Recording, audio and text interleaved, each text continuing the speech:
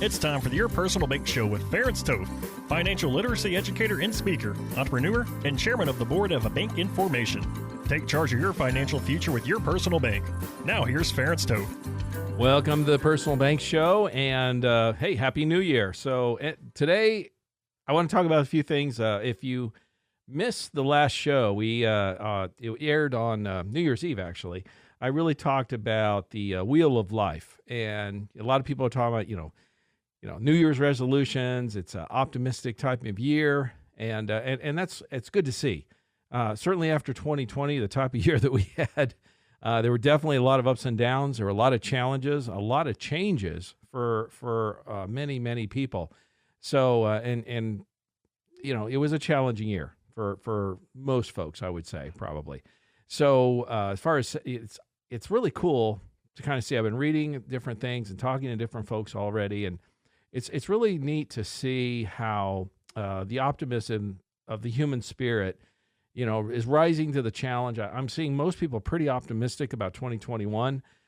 Certainly, I think there's going to be a lot of pent-up energy and demand, if you will, from that, was bottled up from 2020. Certainly, there's still parts of the country that are still shut down.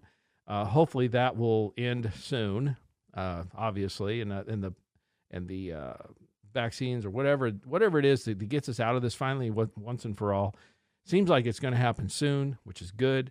But like I said, having that pent-up energy, being cooped up, so to speak, last year for a lot of people, they want to get out, they want to do things, they want to get back to their lives, and they want to accomplish stuff. And so seeing a lot of the New Year's resolutions, setting goals, those kinds of things, it's really heartening. And like I said, a lot of really positive attitude, positive, uplifting kind of things have been coming out, and which is typical in most years. Obviously, this time of year, that's natural. The New Year's resolution is a natural thing.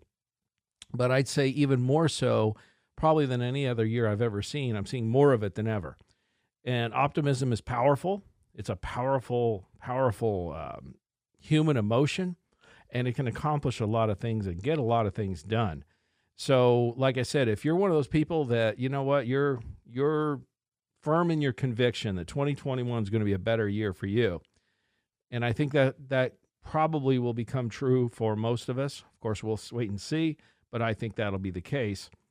Go back to yourpersonalbank.com, and I'm going to encourage you to go back and listen to the New Year's Eve, the show that aired New Year's Eve, December 31st. I talked about the wheel of life. It's not a new idea or concept, but I spent the entire show talking about it. It's something I've shared with my sales staff for over 20 years. It was the most impactful thing for my life personally that I've ever experienced in terms of changing the direction of my life in a positive way. And it's not just about money, okay, and financial stuff, which of course that is one of the aspects. And certainly that's an important aspect of our lives. But it's also, deals with health, relationships, our spiritual life, because, we're well-rounded human beings. We have more than one aspect to us. And what do they always say? If somebody's overly focused in one area, they may really be, they may excel in that area, but the other parts of their life isn't so hot, isn't so good. You know what I mean? And that's when people have regrets and things like that because they don't live a well-balanced life. So again, go back to yourpersonalbank.com, check out the previous show, the New Year's show, pass it on to other folks if you think it'd be helpful. Like I said, it made a huge impact on my life, and I've shared this for years, for decades literally, and people really love it. The other thought I had the last thoughts I wanted to leave about 2020 as we go into 21 now is as challenging of a year for many of us, most of us probably, there were also some things that were actually pretty good from 2020 that I don't want to lose or let go.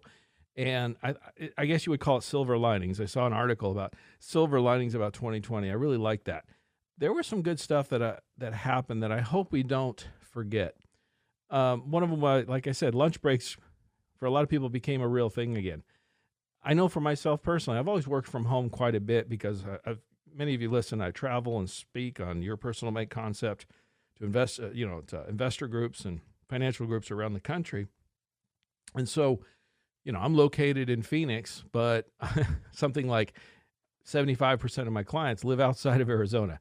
So naturally, for years, we did a lot of go-to-meeting, Zoom calls, and phone, computer, internet. I always say, and I have a lot of clients I've worked with. I met them at a conference or whatever, or where I spoke, but then, work with them going forward with technology.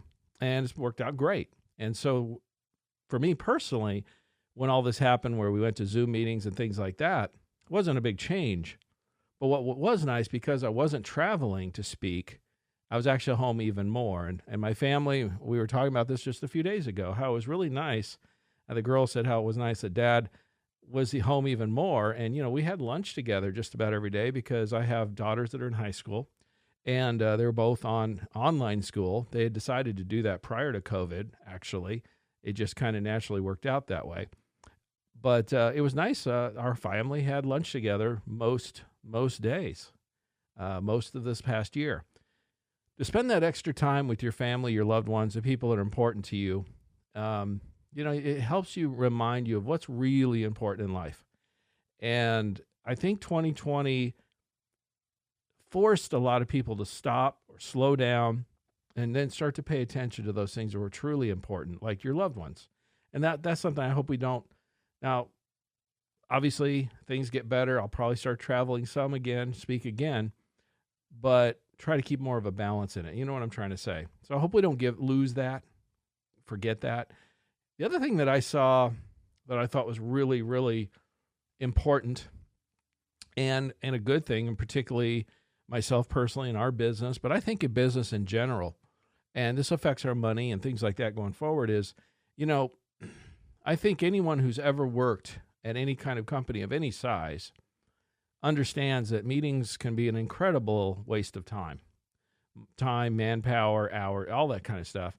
And a lot of those meetings, unfortunately, many studies have shared this, really are more about the ego of the leader than they are about actually getting something done or accomplishing something positive. So virtual meetings, turns out, for some people, was an entirely new concept. Like I said, for me, it's been something I've been doing for years. It's more efficient. And if both parties, or all the parties involved, are engaged in a virtual meeting, it can be as effective as a one-on-one meeting. A perfect example, I know one of the last meetings I had before the shutdowns occurred, I met with a client at a restaurant. They wanted to meet at this restaurant to have lunch. We had a lunch meeting. And, the restaurant was about 30 minutes from my house. In Phoenix, 30 minutes is no big deal to drive. We met, we had lunch. So it was a couple-hour meeting. And then driving home, it was a 3 hours meeting with one client. Now, I'm not saying, that I didn't enjoy meeting with the client. I did. But at the same time, in a 3-hour time frame, I could have done 2 virtual meetings or 3 virtual meetings. So I could have met 2. I was driving home and realizing that, because then all the shutdowns started happening and it started becoming more accepted and required. So a lot of the people that were resistant or reluctant to do a virtual meeting were forced to do so to be able to do any kind of business going forward. So it made it much more mainstream, much more effective. And working from home. There's going to be a lot of people working from home, probably for the foreseeable, maybe foreseeable future, if not permanently, at least partially. That saves companies money. There's reduction of costs of office space and those kinds of things, which obviously will impact commercial real estate, office buildings significantly going forward. These are money things to think about, of course. But I think we're going to see companies that are going to use and adapt this technology and this new way of operating to become even more efficient, more profitable, and we'll see new technologies and new ideas come from this. So I think overall, there's been a lot of good things that happened as a result of 2020 that was forced on us in many cases, but it also showed how adaptable we are as human beings and how we can adjust. And learning new things can be done. And that's really what Your Personal Bank Show is about. It's about educating people, for the most part, to a way of thinking about money they personally probably were not introduced to before. So what I'm going to encourage you to do is stay tuned in the next segment. I'm going to go into a little bit more about Your Personal Bank, how it works, how we're going to think forward going towards 2021, interest rate environment, and all that kind of stuff we've got going on. So Like I said, I'm going to encourage you to stay tuned. And as always, contact us at yourpersonalbank.com for more information. For more information on Your Personal Bank, feel free to contact Ference at yourpersonalbank.com. Back to the Your Personal Bank Show with Ference Toth. Welcome back to Your Personal Bank Show. So we were just talking in the last segment about the 2020, some of the things from there, and looking forward for 2021. And I've got to say, it was interesting. I had this conversation actually, and this is, I think, quite appropriate because I've been talking a lot. I was talking to a banker right before Christmas. He's a commercial lender, works with a lot of small businesses, small and medium-sized businesses. And from his perspective, he was pointing out that it was about 50-50 in terms of businesses that were adaptable and made the changes, willing and able to make the changes necessary that COVID and the shutdowns and things enforced. But, about the other 50% weren't doing so well. And what he from his perspective was, it seemed like the ones that did make the changes, for the most part, were thriving, were doing well. Like I said, many of them had reduced expenses because if you've got employees in office space, for example, and you're not using that office space anymore, where there's a lot of costs involved with that are no longer needed. If folks are working from home, it's much cheaper for a company. That's a good example of it. Now, of course, there's other businesses, like I said, it's not across the board because there's other businesses that were definitely affected by the COVID shutdowns and are still in some parts of the country, frankly, through no fault of their own. One of the most obvious examples that come to mind are things like restaurants where dining is not allowed, and basically they're just shut down. I mean, that's not their fault. And how does a restaurant adapt to that? It's basically a shutdown order, and they can't be in business. And that's where I've had a lot of my issues and problems with government overreach, in my opinion. Basically picking winners and losers. And I talked a lot about this before Christmas. If you want to go back to some of Your Personal Bank shows, go to yourpersonalbank.com. You can check them out, where I talk about and show some of the videos and various things that have happened and unfortunately are still happening in some parts of the country. And the PPP program funds available for those kinds of businesses is well, they need it. And I was glad also to see that finally, by the end of the year, Congress passed another PPP program and was better in terms of focusing it to more of the smaller businesses, more of the mom and pops, the folks who are more deserving, the minority-owned businesses, a lot of them that kind of got left out in the cold from the first round or two of Paycheck Protection Program funds. And I still am frustrated because there were a lot of companies and organizations who received funds from the government that either, frankly, didn't need it or were probably not deserving of it, in many opinions, mine and people's opinions. And that's very frustrating when that type of inefficiency, in essence, you've got businesses and entities and organizations that are receiving, like outfits like charities, churches, things like that don't contribute to the tax system is a good example. And I'm talking about charitable organizations that are designed as a charitable organization to reduce income taxes for high-income individuals, for example, who have $4 million in cash reserves and don't want to tap their cash reserve to pay the payroll during a emergency period, so to speak, which is what those emergency funds are for, quote unquote. And they tap the government money and take it to pay their payroll. That just doesn't seem right because that organization is geared around supposed to be a charitable organization, for one, and two, they get tax benefits as a result, and now they're taking taxpayer money. It just doesn't feel right, if you know what I'm trying to say. I don't know that they broke any rules per se. It just didn't seem right. So had a lot of problems with that, but like I said, some improvements to the newer programs. Unfortunately, the money that went out before is probably gone. It's probably wasted, if you know what I mean. And the problem is with that, and then we'll move on to some money things here. I think they'll be important going forward for 2021. But always keep in mind, people say, well, take money from the government, this and that. The government has no money. The government receives their money from the taxpayers. So actually, whose money is it? Is it the government's or is it ours? And that's the thing. When billion or $1 trillion or some crazy, ridiculous number gets wasted, all we're doing is wasting our own money. And if more people would consider it that way and look at it that way, maybe we would be in a little bit better financial position as a country. That's one of my hopes and dream. Maybe it's a dream, but I would like to see that happen. Some fiscal responsibility would certainly be a welcome thing, in my opinion, for the government. Now, as far as going forward for 2021, like I said, very excited about. We've got some announcements we're going to be making in the next few weeks that are really exciting. I can't say anything in the moment yet, but you just stay tuned. We got some exciting things for 2021. Not that 2020 was a bad year for us. It was a great year. 2021, looking forward to even better. It's going to be more exciting. And so stay tuned on that. There's a lot of things, too, in terms of your personal bank. First, I'm going to touch on some of the challenges, particularly folks that are trying to grow safer monies or are retired and traditionally those kinds of people are trying to live off of some kind of bond income or that type of stuff. All those types of fixed investments are heavily affected by interest rates. And I heard something driving in to the station this morning, in fact, and I knew we were in the lowest interest rate environment, well, in our generation, no question. But they were talking about how we're now in the lowest interest rate environment our country has been in since 1789. Now, that's basically the history of our country. So that's when the Revolutionary War was won.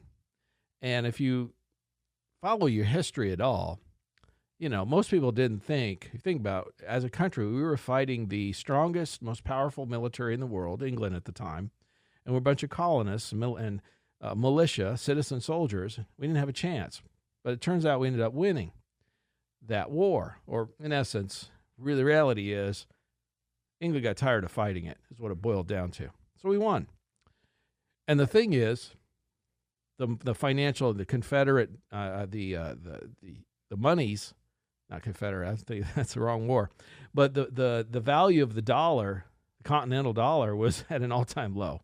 I mean, most people didn't think the country would survive, okay, the war.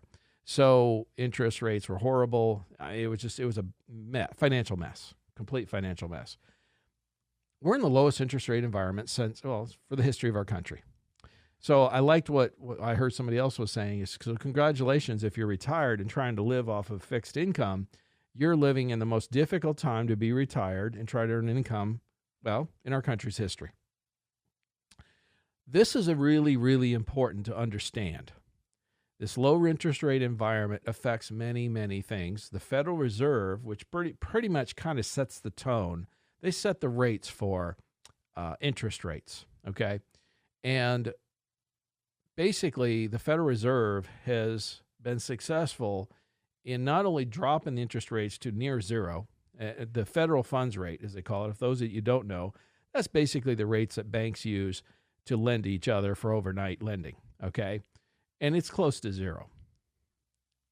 They've also, not only that though, because we were close to zero after 0809 also, but then it slowly climbed up a little bit after that.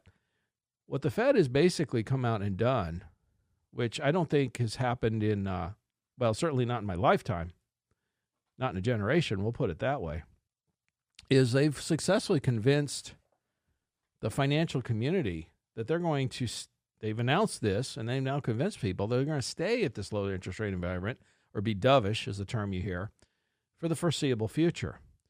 The Fed has said things like, we're going to keep this current low interest rate environment around through at least the end of 2022. Well, that's another 2 years, folks, at least. They've also stated things like, we'll keep the low interest rate environment even until employment reaches basically until we get back to full employment. Okay, we're still at high unemployment rates because of the shutdowns from COVID. That could take a while. Based on previous recession history, that could be a number of years before we get back to full employment. With a lot of small businesses not surviving this shutdown, which is we're seeing and predicting, that can affect on unemployment or employment, I should say, significantly also. So there's a lot of things involved with this low interest rate environment. And how do you navigate this waters? How do you get a return on your money, yet have some safety on it so that you can either supplement your retirement or be able to live off of your retirement? Okay. So I'm going to encourage you to stay tuned in the next segment, because we're going to talk about that very thing, on how to get a decent rate of return on your money, yet keep it safe. Stay tuned. Back to the Your Personal Bank. For more information on Your Personal Bank, feel free to contact Ference at yourpersonalbank.com.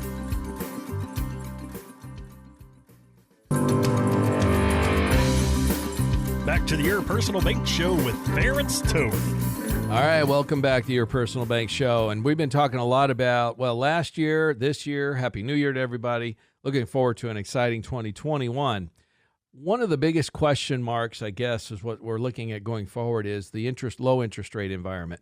This is a situation, of course, that really affects those that are retired typically, or those that are trying to, grow their money for retirement, but want to do so more in a less risky manner or less market risk manner. Okay. So those that, or, I have a lot of clients that, they have their income. A perfect example is a lot of business owner clients or people on 1099 income and things like that. The gig economy that we're in, their income fluctuates. So there's risk in terms of how much they're making. So when they have extra to put away, they're looking at, not putting that at risk also. I hear this all the time with entrepreneurs. I take enough risk with my business. When I make a profit and have some extra money that I can invest, I really don't want to risk that. And I understand that. And as an entrepreneur personally, I totally understand that mindset. It's the opposite of somebody who, say, is on a salary type income and something is more, I don't know if you could consider any job completely safe, but certainly there's some job careers, we'll put it that way, that have more security than others. Absolutely.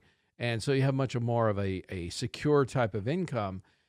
That type of person, I find, tends to have a little bit more mindset where they're willing maybe to take a little more risk on their investments because, they have a more secure income stream. So again, it's a mindset thing.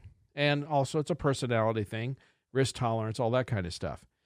But for folks, and then the last part of it is too, putting, we talk about this all the time, putting 100% of your money at market risk, for example, for most people, probably not a wise move. Diversification makes sense to most people.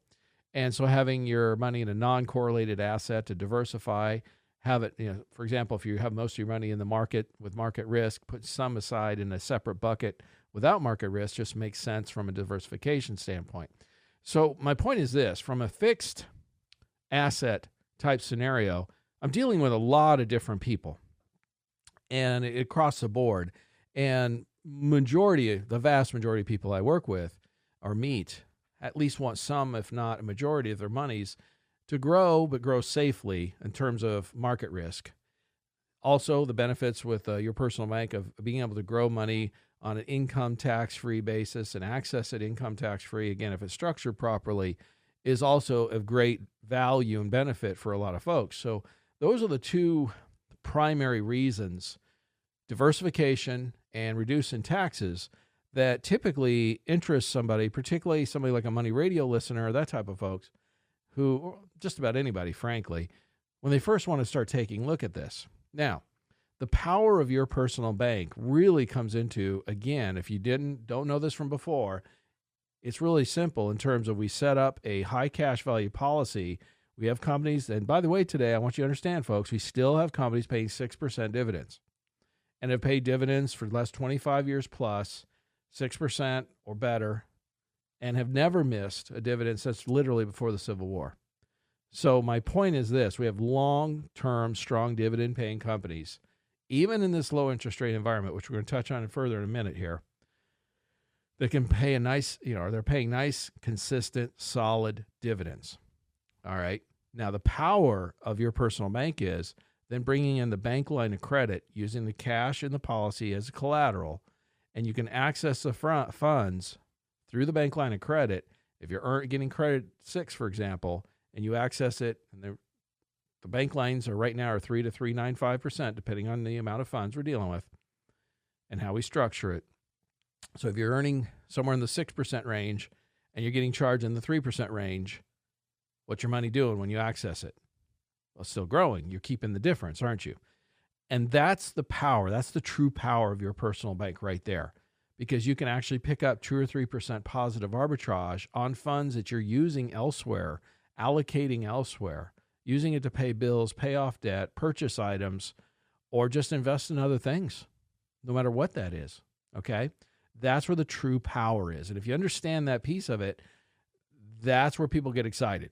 And that's why we do the show. That's why I educate people, because literally it's a way for you to earn some additional interest income on your money over and above what you're doing. It's like icing on the cake.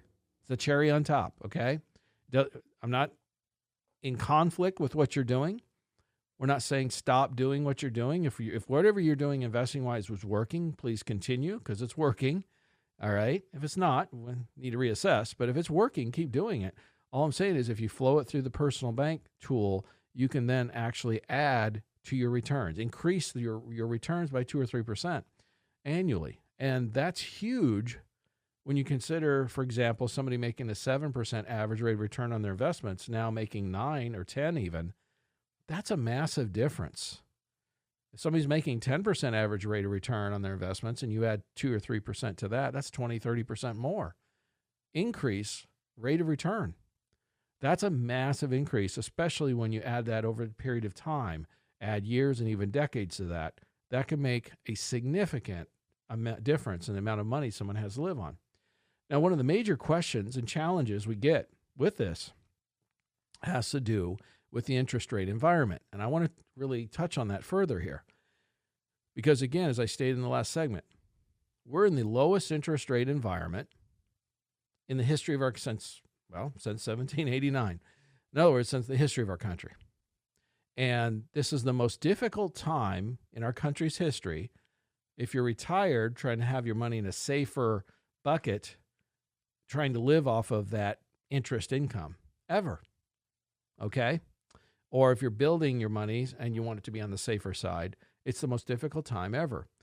That's why it's so important, why your personal bank is so valuable, because the rates, the dividend rates that they're paying are still solid, strong, like I said, in the 6% range, and have been for a long time. The interest rates accessing the funds from the bank lines are at lows. They're in the 3s. Okay? Now, what about the future? Like you said, the foreseeable future, the next few years, it doesn't appear much is going to change in terms of the bank lines, because we're at a low rate. The Federal Reserve has come out and basically stated very consistently they're going to stay at this very low interest rate environment for the next several years. So that means the bank line rates are going to stay on the low range.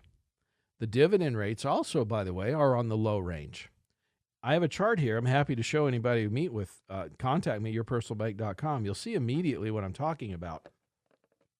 This shows most of the top dividend-paying companies and shows what their actual rates were for the last 25 years. Now, this isn't public record. I can't share this publicly, but I got this through a financial institution, and they allow me to show it individually when I talk to somebody on an individual basis. But what I can tell you is this. Historically, the rates of return, the dividends that have been being paid by these companies, if you go prior to 08-09, where we had the Great Recession, pretty much all the companies were paying in the 7-8% range. Okay? After 08-09, then interest rates started sliding down into the 5-6% range for most companies. Okay? Now, this is very important, because when you're accessing funds from the bank line of credit, what were interest rates with banks prior to 08-09? You know, mortgage interest rates, it wasn't uncommon to have a 7% mortgage for somebody with good credit, okay, prior to 08-09. Today, what, 3s? You see my point. The interest rate on the bank lines is based on prime minus 0.5 or minus 1%. depending on the amount of funds, with a floor. And the floors are all in the 3 to 3.95s, as I stated repeatedly. My point is this. Even when the prime rate goes up, prime rate, by the way, is one of the best rate. It's basically the best rate you can borrow money as a consumer, as an individual, typically. And the bank lines of credit on these personal bank products are at prime minus 0.5 to 1%. So you're actually accessing money at about the cheapest rate you can access it anywhere for an individual or any small business or anything like that for that matter. Okay? So the rates are phenomenal and they're very competitive. Stay tuned for the next segment. I'm going to talk about how the two move together and how you can look at getting a positive arbitrage pretty much in any interest rate environment. So stay tuned. For more information on Your Personal Bank, feel free to contact Ference at yourpersonalbank.com.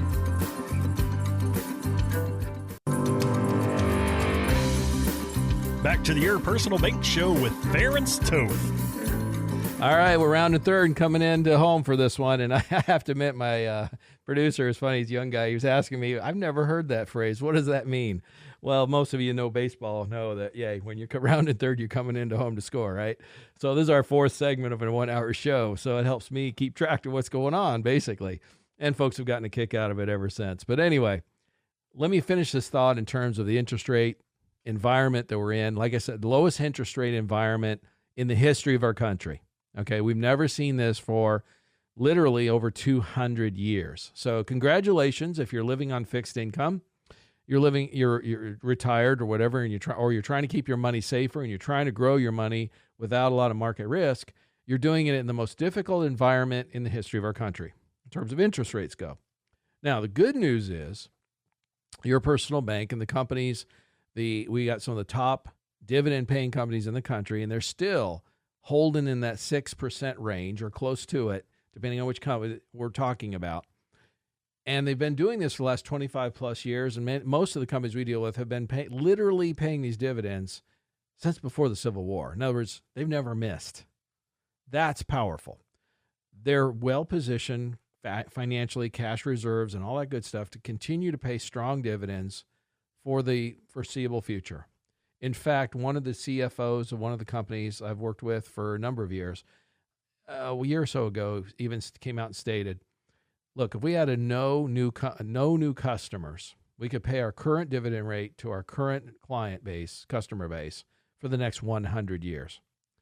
Folks, that's solid. I think they're going to pay the dividends, okay? In fact, most of them have a 4% contractual guarantee, by the way, so they're going to pay interest. The question is, what's the rate going to be? What is it above that? And like I said, 5-6% is what we're seeing today. We still have companies paying 6% today. All right. But what's the main thing that's so powerful about this? It's the positive arbitrage. It's the difference between the dividends that you're getting credited with the insurance company versus the interest rate the bank line of credit is charging. See, the question I ask people this all the time is, look, if you're getting credited 6% on your money with your policy, and then you access it through the bank line of credit, and you're getting charged somewhere between 3 and 3.95, which is the current rates on the bank lines, what's your money doing? And everybody gets that answer. I think just about every single situation I've ever dealt with, they get that answer right. Well, I'm still making money. I keep the difference. Exactly. And don't forget, what did you do with the money? Well, in most cases, you either spent it to pay off bills or purchase things, or you used it to invest in another asset to make more, right? I mean, that's in essence what we do with the money. And the beauty is you're getting that positive arbitrage, that 2-3% positive arbitrage on money you spent, on money you've used or allocated elsewhere. So if you're an investor, like many of you listening, I often say, well, how would you like to add 2 or 3% return to your annual average return? I mean, would you make more money? The answer is, well, obviously, of course you would. You can increase your rate of return by using your personal bank. Also, it's a great diversification tool. Also, it's a good tax tool, reduce income tax. But you can increase your rate of returns. That's what I want to help people understand. And or you can actually still earn some interest on money you spent. I mean, my gosh, do we spend money? Do we buy things? The answer is yes, of course we do. There's a cost of living. How would you like to earn interest, some money, on money you spent on food, clothing, and housing, for example? Add what that up is per year, not mentioning all the extra other expenses and what we spend money on. Think about that a minute. That can add up to a huge amount of money. Now, again, back to the interest rate environment, it's in terms of long-term going forward, we pretty much, I think, know the picture for the next several years because the Federal Reserve has basically told us they're going to keep interest rates really, really low, which means the dividends are going to be on the low side, 5-6% with these companies. The lines of credit are also, from the banks, are going to be at low side, the three ranges, okay, low to high threes, which means we can pick up a 2-3% positive arbitrage, depending on the company we're dealing with and all that and the amount of money. What about the future, longer term? What about when interest rates get back to more normal or even high rates? Well, that's why this chart I refer to often that I can show you. If you contact me, yourpersonalbank.com, be happy to show you. And it becomes immediately obvious because what this chart does is it shows you what most of the top dividend-paying companies have been paying for the last 25 years. And if you look at the chart, you can see prior to 08-09, which was the Great Recession, was sort of a sea change in terms of interest rate environment. After the Great Recession, interest rates, Fed dropped interest rates, and they've basically been low since. Today, the lowest ever, in the history of our country at least. Prior to that, they were more normal. In other words, does anybody remember getting like what mortgage rates were or car loans and things like that prior to 08-09 versus after? I mean, I can tell you a typical mortgage prior to 08-09 for somebody with good credit was 7%. That was normal. You know, today's in the low threes. I've even seen some high twos. Okay, that's a big difference. But here's the thing. The dividends that these companies were paying prior to 08-09, the chart shows you all of them, basically all the companies were paying between 7 and 8%. Now remember, if you're earning 7-8% on dividends like they were prior to 08-09, and you're accessing the funds through the bank lines of credit, what are those based on? Prime minus a half or prime minus a point.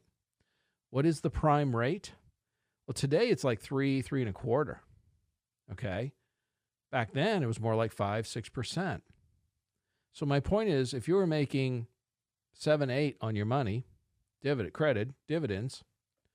getting credited 7-8% on your money, and you borrow it from a bank line of credit, and they're charging you prime minus, right? So maybe you're paying 5. You're still picking up that 2-3% positive arbitrage, aren't you? In other words, what I want everybody to understand is it's all relative. The key to this, the key power is the difference, the positive arbitrage. If you're earning more than you're getting charged on money you access and use, you get to keep the difference, right? Will interest rates be different in the future? Sure, at some point, like they were in the past. But it's all relative. If you're getting paid more than you're getting charged, you're still keeping the difference, aren't you? So it really doesn't matter what interest rates are. You know, the dividends are highly interest rate sensitive. Bank lines of credit are highly interest rate sensitive. In other words, they're going to kind of move together. Low, medium, high interest rate environment. You see my point? Based on the history of what we've seen ever, that's exactly what happens. So the reality is, the cool part is you can pick up positive arbitrage. You can put money into your personal bank tool, access it through a bank line of credit, keep the difference, use the money for any purpose you see fit, and keep the difference. And whether the interest rate environment is low, medium, or high, that positive arbitrage situation, basically it's been there for the most part. So that's why this is a solution to enhancing your fixed income. You could enhance your retirement income. What about growing your money and having access to it and still earning some interest on money you spent while you're still growing your money and doing it in a safe manner in terms of no market risk? How about reducing your income taxes? Does that make any sense? I mean, I don't know what's going to happen politically going forward. We don't know yet. But is there a distinct possibility of tax rates going up? I think any logical person has to agree with that. So what about positioning yourself so you have more income tax-free income or growth, therefore reducing your overall tax liability? Does that make any sense? What about diversification? We don't know what's going to happen in 2021. I'm excited about the year. I think we're, like I said, a lot of pent up in demand and energy. I think we're going to, from 2020, I think it's going to be a great year, but we don't really know what's going to happen. So is some diversification. Does that make any sense? You see my point. So it makes sense. Start off the year, learn something new. Maybe if you make that your New Year's resolution, contact us at yourpersonalbank.com. We'll educate you and teach you on something new that might open your eyes to something that probably never looked at before. But here's the beauty of it. This could be a tool that could significantly enhance your financial future, not only for today, but down the road for both you, your family, and your business.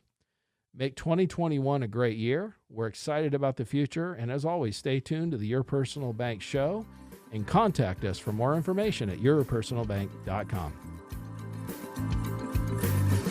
Listen Tuesday at noon and Thursdays at 1 for more information on Your Personal Bank. Contact Ference at yourpersonalbank.com. Where do you got to go for you? This show is designed to provide accurate and authoritative information. The presenter and guest on this program do not engage in legal, accounting, or tax advice. Professional advice regarding your situation should be sought if required. Products and riders may have limitations and may not be available in all states. Excessive unpaid loans may affect performance. Distributions may become taxable if not managed properly. Replacements may not be suitable for everyone. There may be charges when replacing coverage. Compare when considering a replacement. Dividend rates and baseline of credit rates may charge. Contact yourpersonalbank.com for current rates.